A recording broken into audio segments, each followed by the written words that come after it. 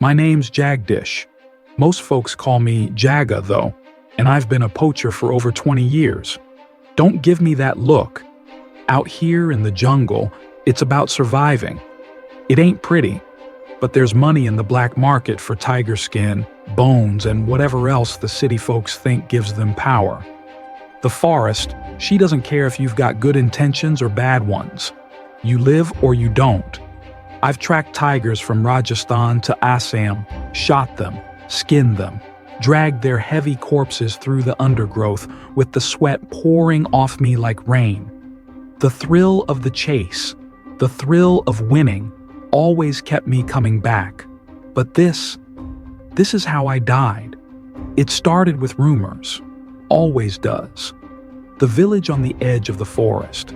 People there were losing cattle, hearing strange sounds in the night.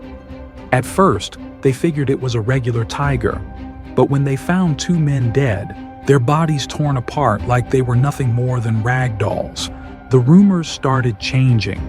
Some said it wasn't just a tiger. They said it was a man-eater, cursed, something beyond nature, something that didn't kill for food but for sport. The villagers called me, said they'd pay good money if I took care of it. They showed me pictures, grainy, out-of-focus shots of the tiger from the forest cameras. Big male by the look of it, scarred, one eye missing, and it had this crazed look in the good one, like it was wild, more than usual. I've hunted my fair share of big cats, but there was something off about this one. The villagers refused to enter the forest after dusk, kept saying that once night fell, the tiger wasn't alone. It was like it could call up the dead, that the spirits of the jungle walked beside it. Superstition, I thought. Old wives' tales. But it was easy to talk like that in the daylight, sitting in a safe village. That night, when I entered the forest, I started to believe. I set out around dusk, rifle slung across my shoulder, torchlight cutting through the early night. I could hear the jungle buzzing around me, cicadas, birds, the occasional rustle of something in the underbrush. The smell of damp earth and rotting leaves filled my nose, and I kept my eyes sharp, tracking any sign of the tiger. Claw marks on trees, paw prints in the mud, scat, anything. An hour in, I found my first sign, massive paw prints, deep in the dirt, like it had been pacing. It was close, real close. I crouched, scanned the area. Nothing. The forest felt like it was holding its breath. That's when I saw it.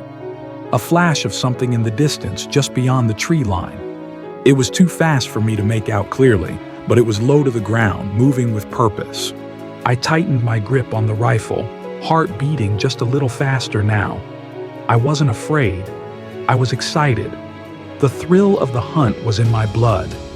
That tiger didn't stand a chance. Or so I thought. I started following the tracks, moving deeper into the forest. The light from my torch flickered. Old batteries, I figured.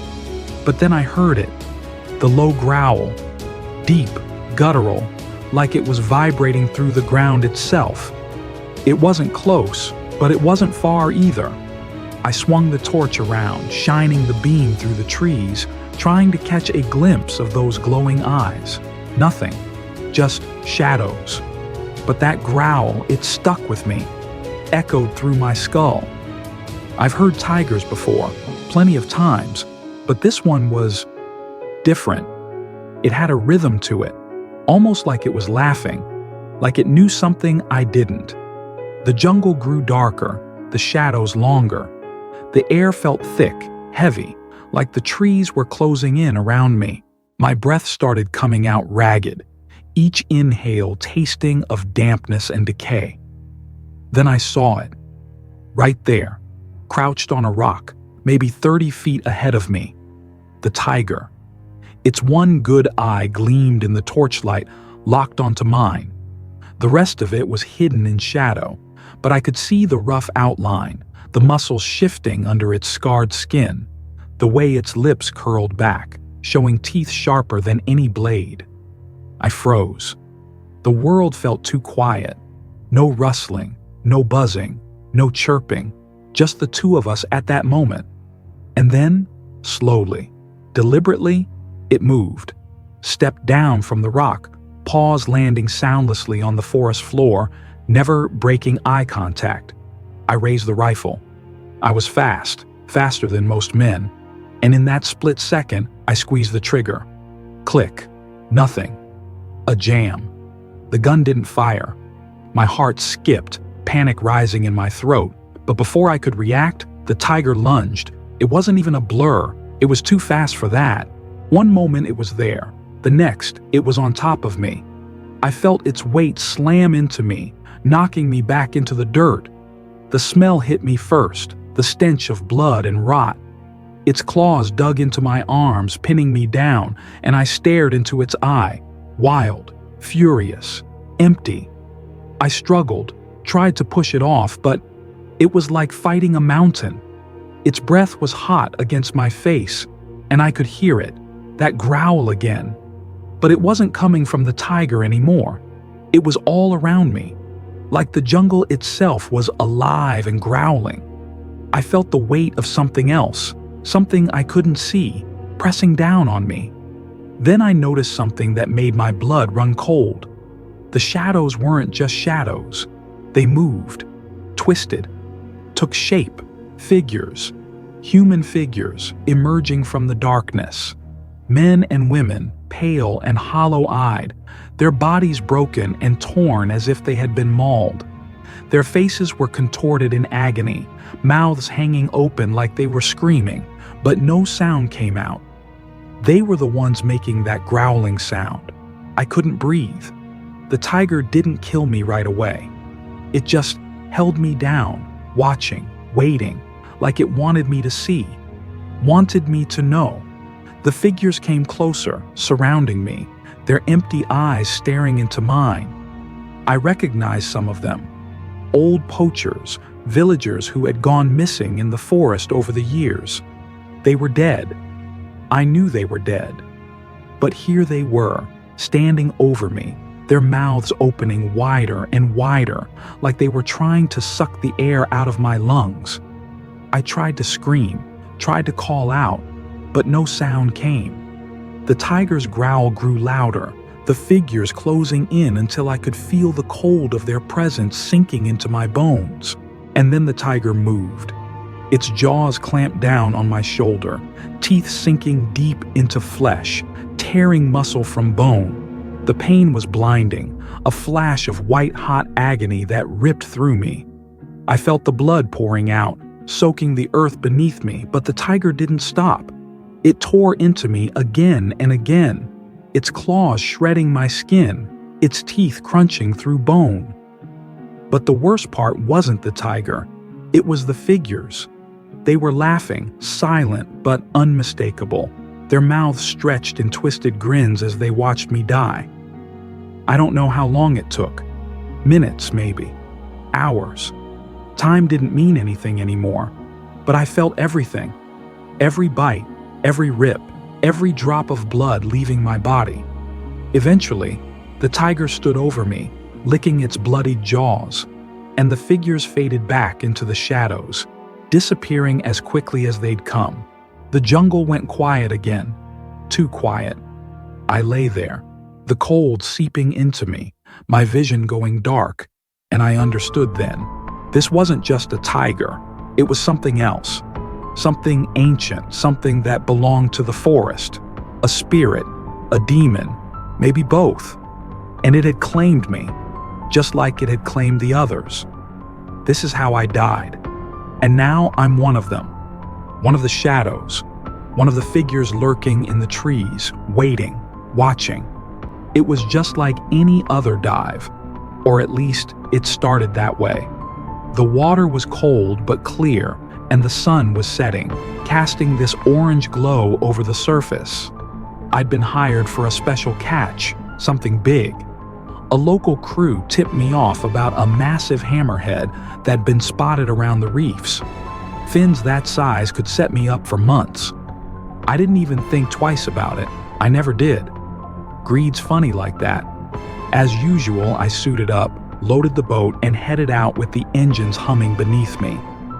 The open ocean always felt peaceful in a weird way. There's this quiet out there, like the world doesn't exist beyond the horizon. But that night, something felt off. It wasn't anything I could put my finger on, just a tension in the air maybe. I shook it off, figuring it was nerves from the job. Still, I couldn't shake the feeling that something was watching me, like a set of eyes was locked on the back of my head. But I was alone out there, no one for miles. I anchored the boat and geared up, pulling my mask over my face as I slid into the water. The sea swallowed me whole, its cold embrace tugging at my wetsuit. Down there, everything slows down. Your breathing, your movements, even your thoughts get quieter. Just you and the ocean. The reef came into view, teeming with life. Schools of fish darting between corals, everything vibrant and untouched. The target wasn't far off, or so I'd been told. I swam deeper, scanning the blue expanse for any sign of the hammerhead. My harpoon was ready, and I felt that familiar rush, the adrenaline kicking in. Then I saw it, a shadow, massive and slow-moving, gliding just beyond the edge of visibility. Its head was unmistakable. I could feel my heart start to pound in my chest. This was it. But as I moved closer, things started to get strange. The water around me grew colder, unnaturally so, and the ocean seemed to shift. It wasn't just the usual sway of the current. It was like the whole sea was pulling me toward something. My hands were shaking, but I pressed on. A hammerhead that size was worth more than most people made in a year. I swam closer, harpoon ready. But when I got within striking distance, the shark just stopped. It hovered in the water, completely still, as if it was waiting for me. Sharks don't do that. They never stop moving. That's when I saw its eyes, black, bottomless, almost human in a way. It looked at me, through me, and I felt something deep in my chest twist. Fear gripped me, but I couldn't move. Suddenly, the water around me began to darken, like ink spreading from the shark itself. It enveloped everything. There was no sun filtering through the surface, no colors, no life, just black.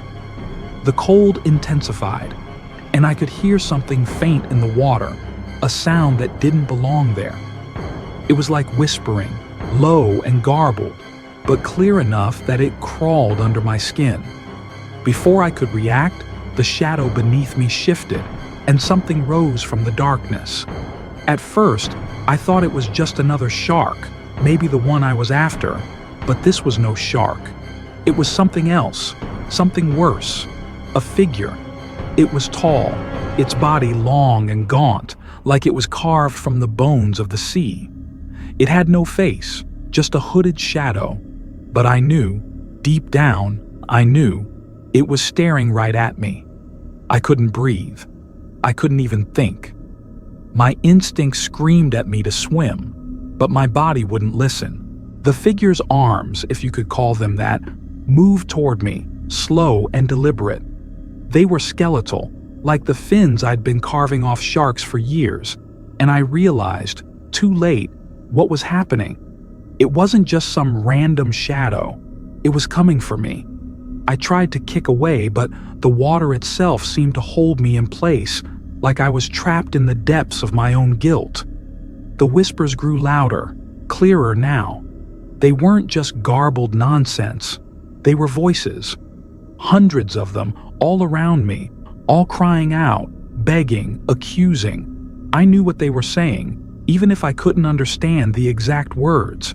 They were the voices of every creature I'd slaughtered, every shark I'd left mutilated and dying for a quick payday. The weight of it pressed down on me, crushing me from all sides. And then the figure spoke, not in words, not really, but in my head, in my bones. It said one thing. Your time has come. I felt my lungs burn as I tried to suck in air that wasn't there. I thrashed, but there was no escaping it. The figure raised one skeletal hand and pointed at me. The cold became unbearable, and my vision blurred, the darkness swallowing me whole. I didn't die fast. No, it was slow, agonizing. The pressure built in my chest as the water invaded my lungs, but worse than the physical pain was the feeling that I was being pulled apart piece by piece. Every bad choice, every life I'd taken for greed was there in front of me. And the Grim Reaper, because that's who it was, I realized, was dragging me through every one of them. We planned the hit just like any other. Me and my boys, Jed, Lenny, and old Sam, waited by the tracks, horses all saddled up and ready. It was late, stars hanging overhead like they were listening in, and the moon was just a sliver, barely giving us any light. Perfect night for thieving. Train comes rolling round the bend, right on schedule. We set up a little dynamite to blow the tracks and bring it to a stop. I remember the ground trembling as that iron beast drew closer, the whistle screeching like a banshee. Right as it came to the spot, Jed lit the fuse, and boom! Rails buckled, sparks flew, and the train skidded to a halt. We mounted up, guns ready, and rode up alongside. Everything was going smooth. Too smooth, if I'm being honest. We broke into the cars, guns drawn, shouting at the passengers, telling them to hand over their valuables. No one put up a fight, just like usual. But then, something strange happened. I swear, it was like the air in the train car got colder. Folks' breaths started coming out in little white clouds, and I could feel this heavy weight in my chest, like I couldn't breathe right. I noticed some of the passengers looking down the aisle toward the back of the train, their eyes wide as saucers. At first, I thought they were just scared of us, but no, it was something else. Jed nudged me with his elbow.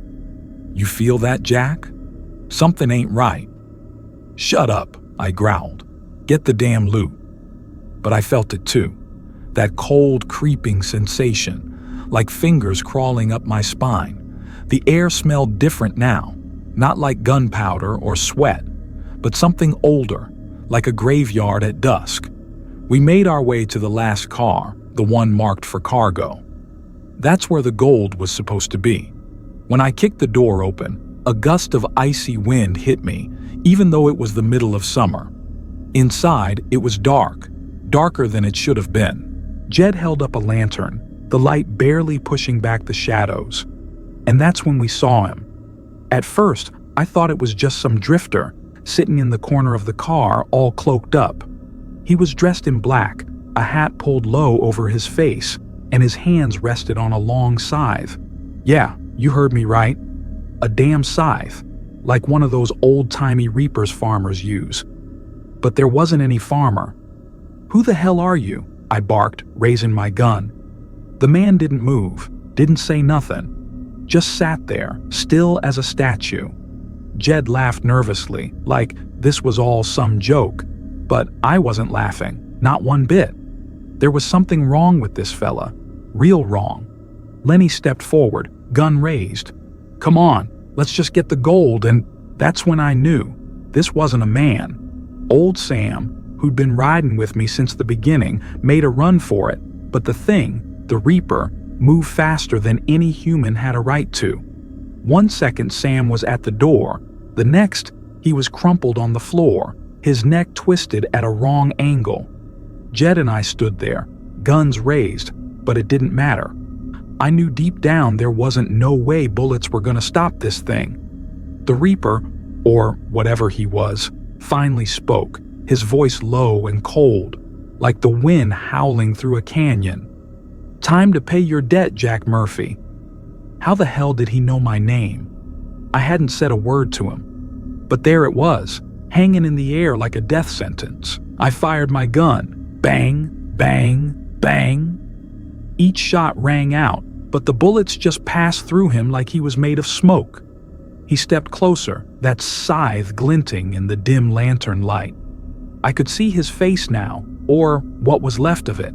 Pale skin stretched tight over bone, eyes like two empty pits. His mouth, well, it wasn't really a mouth at all, just a black hole that seemed to suck in all the light around it. Jed screamed, dropped his gun, and ran out the door, leaving me behind. I could hear him shouting, hear the horses panicking, but all I could focus on was the Reaper. I ain't no coward, though. I stood my ground, heart pounding like a war drum in my chest. If this was how it was gonna end, I wasn't going down without a fight. "You can't take me," I snarled, taking a step back, my hand tight around my pistol. "I've outrun the law, bounty hunters, and death itself. You ain't taking me." The Reaper cocked his head like he was amused, then spoke again, that voice sending chills down my spine. "Everyone meets me in the end, Jack. It's not about who runs the fastest. It's about when." Then, in a blur, he was on me. The scythe came down, but I dodged, barely. I felt the cold edge slice through the air inches from my face. I fired another round, my hands shaking, but it didn't do any good. He was relentless, like a force of nature, and I was just a man trying to stand against a storm. I tried to run, but my legs wouldn't move right. My body felt heavy, like I was wading through molasses. The Reaper was on me again, that scythe raised high, and this time I knew I couldn't dodge it. There was nowhere to go, nowhere to hide. The cold wrapped around me, tighter and tighter, squeezing the life right out of my lungs. I closed my eyes, waiting for the end. And then, nothing. Just silence. I opened my eyes slowly, half expecting to be standing in front of some fiery gates or floating off in the clouds. But no, I was still there, on the train. Only now it was empty. No Reaper, no dead bodies. Just me, standing alone in that dark car, the lantern flickering weakly in the corner. I stumbled outside, breathing hard, my mind racing. The train was dead still, not a sound to be heard. I looked around for my horse, for Jed, for anyone, but they were all gone. Then I saw it, a shadowy figure standing on the horizon just beyond the tracks, the Reaper, watching me. I wanted to run, but my legs were rooted to the ground. And deep down, I knew I couldn't run. Not from him. Not from what was coming. And that's when it hit me. I was already dead. I looked down at my chest, and sure enough, there was a deep, jagged wound. Blood soaked my shirt, dripping onto the dusty ground. I don't even remember getting hit, but there it was, proof that the Reaper had claimed me. This is my story, the tale of how Jack Red Hand Murphy met his maker. I thought I could outrun death, cheat it, like I'd done everything else in life. But in the end, nobody escapes the Reaper, not even an outlaw. And now, well, now I'm just a whisper in the wind, another lost soul riding the ghost train, heading toward whatever waits on the other side. So if you're ever out there, late at night, and you hear the whistle of a far-off train, know this: it might just be carrying me and the Reaper, riding together through the endless dark.